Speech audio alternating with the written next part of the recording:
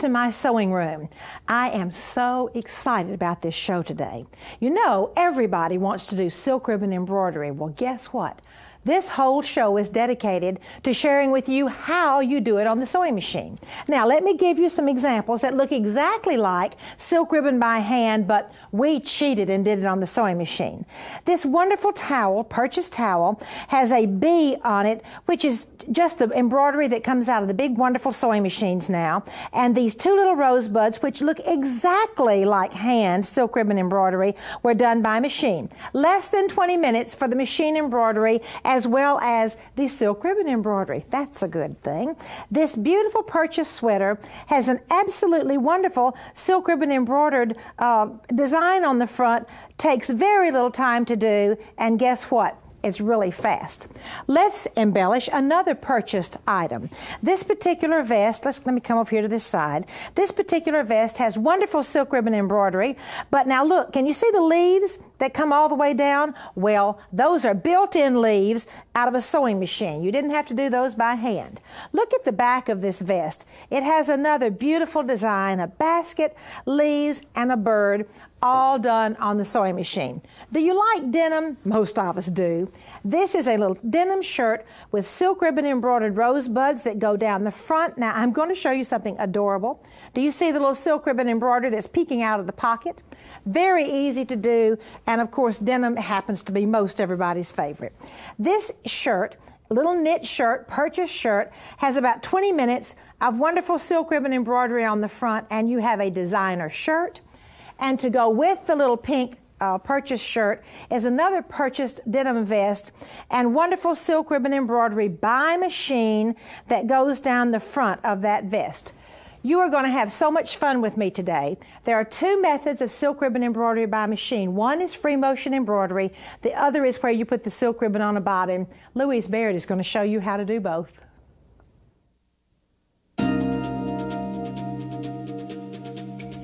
I am so pleased to have as my guest today Louise Baird. Louise is the #1 machine embroiderer in the world as far as I am concerned, and she has consented to share with you how to do silk ribbon embroidery by machine. Louise, welcome to the show. Thank you, Martha. I'm happy to be here.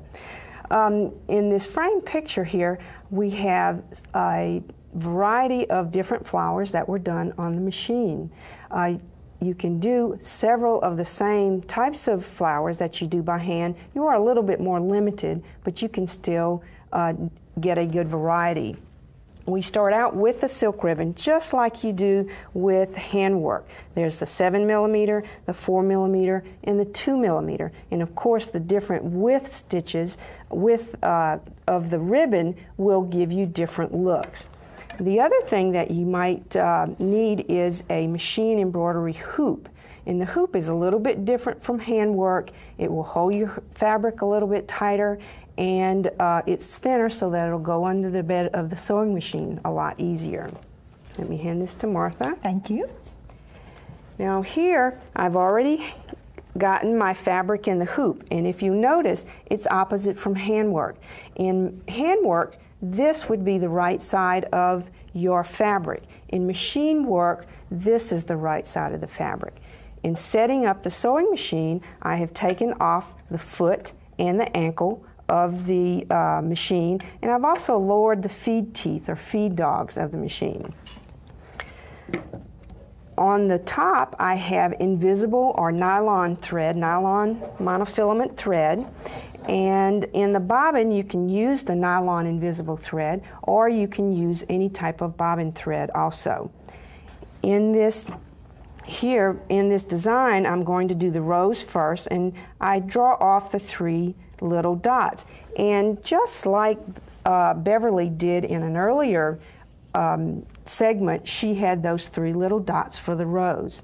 Now to begin with, if I hold up the invisible thread and take a stitch or two to tie on my stitches or my thread, I just knot it there, and then take a piece of your silk ribbon, and here I'm using 7mm. It'll give a little bit bigger of a rose. I just fold it and then stitch on top of to anchor it down. Now I'm going to move my silk ribbon out of the way and go to the next dot. And now I'm just going to cross it over, and don't pull it tight or it'll be very flat. Just kind of have it loose, put it down, and take a few stitches to anchor it. Turn your hoop, get the ribbon out of the way, and go to the next dot. And then again, take your ribbon, cross it in front of the needle loosely, and take a few stitches to anchor it down. And in this way, you just keep going around to make the size rows that you want. The most important thing is not to have it too tightly, and I think that's a basic thing in handwork also, but you would continue to go around. Now, another type of stitch that you can make with silk ribbon by machine is a chain stitch for the stems. If you take your ribbon and again fold it in half around the needle, anchor it down, take several stitches forward, and remember that this is free motion, so I'm doing the moving of the hoop and not the machine. So I'm going to take my ribbon now and fold it over, and this time I am going to hold it a little bit tight so that it'll create sort of a stem stitch. And again, you would continue to stitch it down in that fashion. Louise, that is fascinating. Well, that's all there is to doing the stem stitch. You can certainly make it as long as you need it to be. Now, I'm going to move over here just to give you one more sample of a flower, and this one will be a looped flower, and I'm going to use a single strand this time. Every time before, I've used a double strand, but this time I'll use a single strand, and I will tack it down, clip it loose, and then now you can use this shish kebab stick that you're always liking to use, Martha, and make a loop of your silk ribbon and then stitch over it. Again, turn a little bit, make a loop of the ribbon, and stitch over the end so that you're just stitching over the end each time. Try to make your loops as evenly as possible, but again, no flower in nature is really always the same. After you have finished doing your silk ribbon, cut the tails so that they're a little bit short, and then you want to pull it to the wrong side.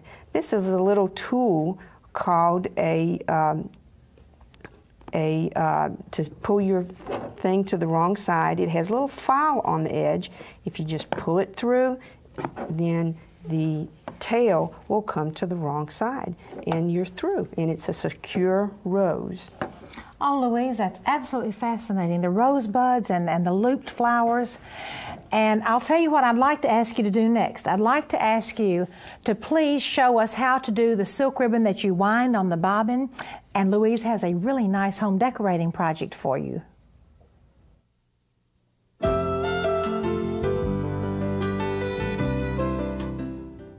The book cover that I have here is decorated with decorative stitches on the sewing machine, but with a 2mm ribbon in the bobbin.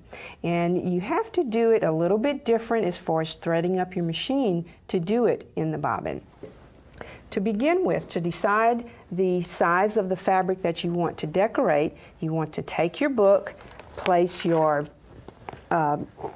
tape measure inside the book as far as the cover you want it to be covered all the way around, and then back to the inside of the cover. The width of the book is determined by measuring up and down and then adding about 1 inch so that it'll give you enough room to work with. Okay. Here I have a piece of fabric that I have just divided into odd shapes. The black lines are my division lines of the actual shapes, but the red dotted lines are the direction lines that I'll sew in. Now the first thing that you need to do is to thread the 2mm ribbon on your bobbin. And I've made a point on the end of the ribbon so that it'll go through the bobbin hole easier. And then I go up to the bobbin winder and then hold this with just a slight amount of tension and holding it flat so that it will wind itself around. Most of the time I can get a whole spool of the 2mm ribbon on the bobbin at one time. Okay, after you have wound it on the bobbin, if you wanted to go through the tension, you would have to loosen your bobbin tension a lot. Otherwise, a fun way to do some things is to just bypass the tension. Now to do this, I just dropped my bobbin in and didn't go through the tension hole. Instead, just drop it in, take one stitch, and it will draw the ribbon up to the top side. And a really pretty stitch that you can use is a stem stitch. And this is just a straight stitch. Lengthen your length to about 4mm. And since this is in the bobbin, it has to be stitched rather slowly.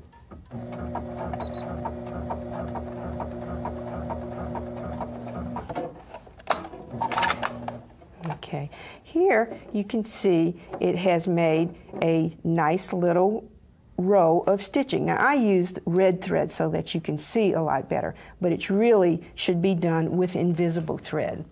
Most of the time I will have a little cheat sheet or a practice sheet so that I can decide what stitches I want to use where. Now after you have done all of your stitches on the machine, then in all of the spaces I have just zigzagged a ribbon or a lace down. You can do ribbon or lace. And then you cut out the back. Then the bookcase is made by folding in the ends and then having a lining, and you stitch across the top and the bottom and then turn it right side out and you've got your book cover. Louise, that seems almost too easy, but it really is beautiful. Thank you so much. Next, I have a wonderful craft for you. Some embellished porcelain boxes embellished with machine silk ribbon embroidery.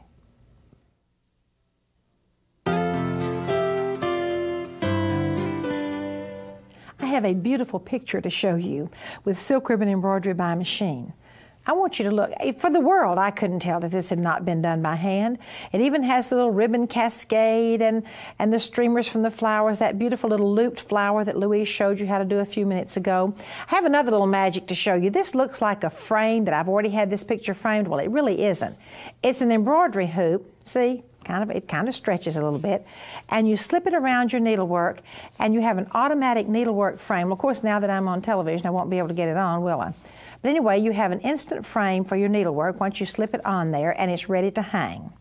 I told you I had some pretty little porcelain boxes for you, and you are going to love this silk ribbon by machine on top. This is a beautiful little peach box with beautiful flowers on it. I think it's just wonderful for you to have for yourself or for any lady on your gift list. Here is a little blue box, both with silk ribbon by machine on them. Quickly, let me show you how this is done. You do your silk ribbon by machine, of course, on a piece of fabric, cut it out. A little bit of batting is in there, a little bit of quilt batting, and then you cut a backing, which will make it pretty on the back. Slip it back into the little oval like this, a little bit of glue, and you put it right back on your box. And I just think that is a beautiful, beautiful gift for anyone you would like to give it to. And now my doll has a really wonderful dress to share with you. It is a Smocked apron doll dress.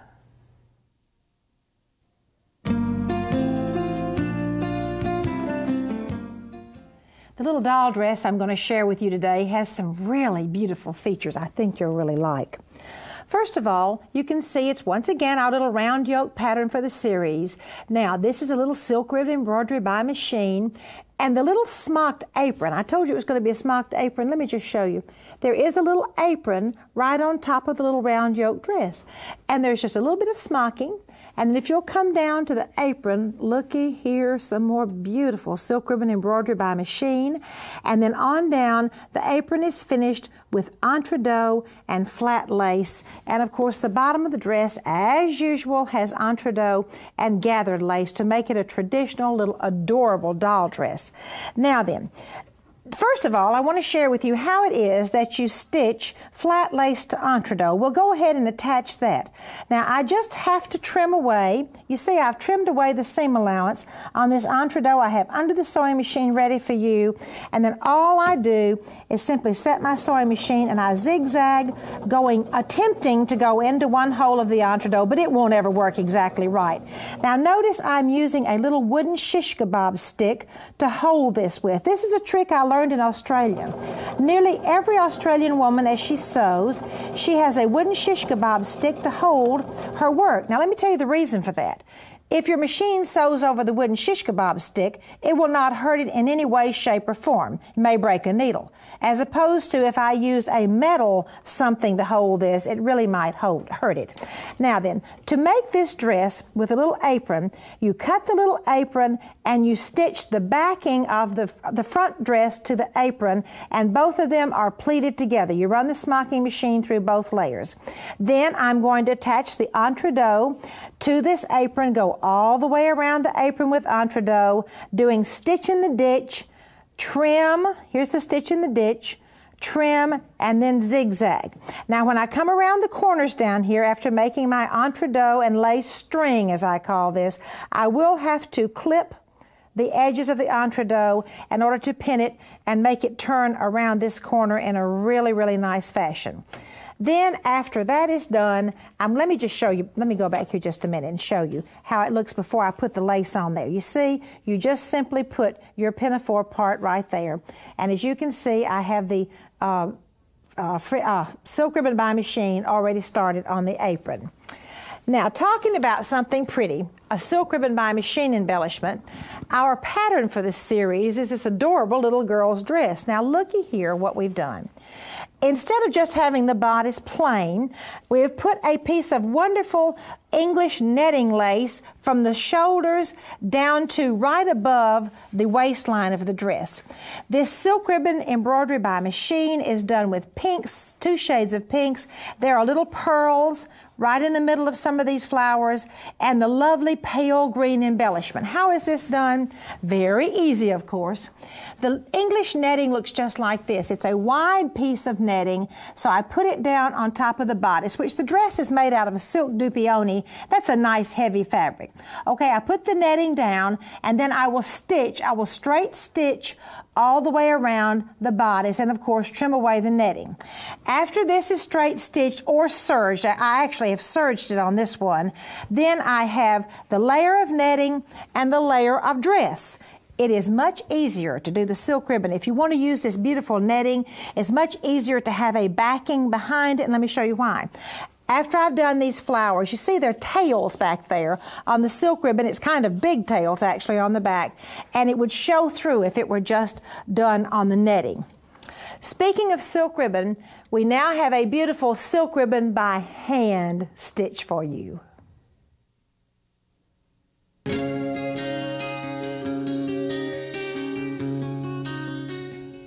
I'm so pleased to have as my guest today Beverly Sheldrick from New Zealand. Beverly is the author of a silk ribbon book entitled Colonial Inspirations. She is also a guest designer for So Beautiful magazine. Beverly, welcome to the show. Thank you, Martha. It's good to be here. I would like to talk to you today about Parrot tulips. It's not a flower that you see very often, but it's one which I think has great potential. It can also be used as a side stitch, which can look very, very lovely. Sometimes you've got a full flower, you just want a half flower, and so it will droop very beautifully. I'd like you to just see, you can see in these examples here how very, very pretty it is. Now I've done the stages here for you just to show you quickly. First a pad stitch, then a pair of rabbit's ears, then a rolled stitch which comes down and has a Japanese ribbon split stitch there, and lastly one that comes right up over the top, and again it is a Japanese ribbon stitch. I've finished it off simply putting a couple of little lazy daisy stitches, putting a nice long stalk here. If you want to put leaves in, you can see how I've done it here. These are just a straight stitch, These ones I've rolled in the same way that I've put these wings here. I've also just secured them with a little bit of embroidery floss because otherwise they would be a little floppy.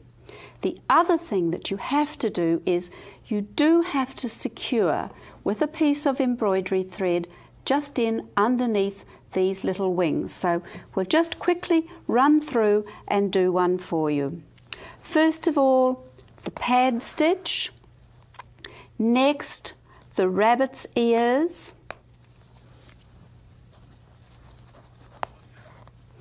Out like that. These, as you can see, are just a little bit taller than the other ones. That centre pad stitch, and they have a small angle on you. Now come down once more below your previous stitching, take them up and take it over the finger like that, so that it rolls over like that, and spike it. Pull it through. Once more, come to the other side, come up, roll it under, and again put that little split stitch in there like that.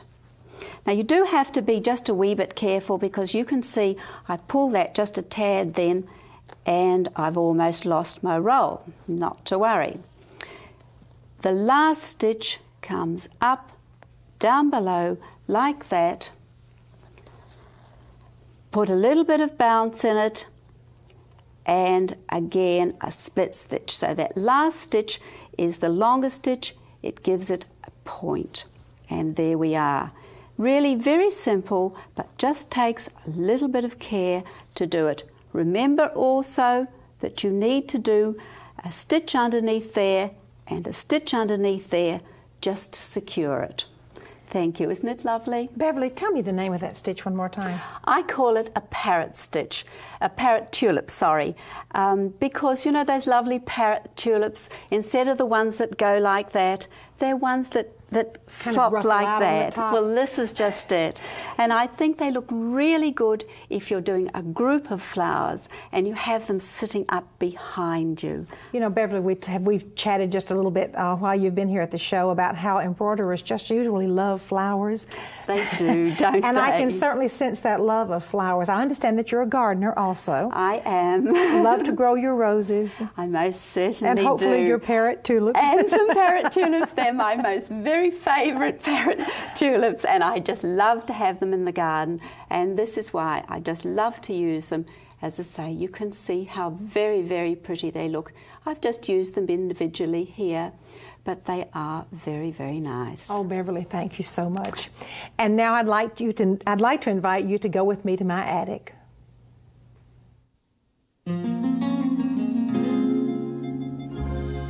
I bought this beautiful dress at an antique store in London.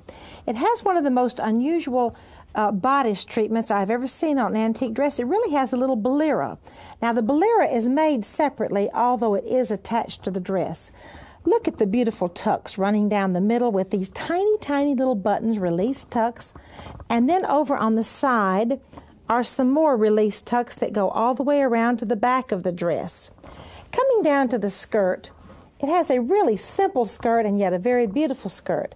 The Swiss embroidery with the entredeux trim comes down the front, some beautiful lace, and then just a pretty double hem like we've done several times on this series. My Sewing from the Heart letter today, I have a letter from Ann Chan. I am 38 years old. 1 year ago, I was discovered to have breast cancer. After chemotherapy, a bone marrow transplant, radiation, and lots of sewing therapy, I am now free of cancer, praise our Lord. My husband is an oncologist, a cancer doctor. I have decided to sew beautiful turbans for his cancer patients to wear after they lose their hair.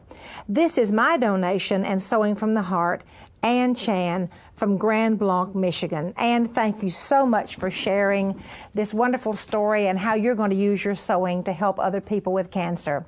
Thank you for joining me today. I hope you will be with me next time.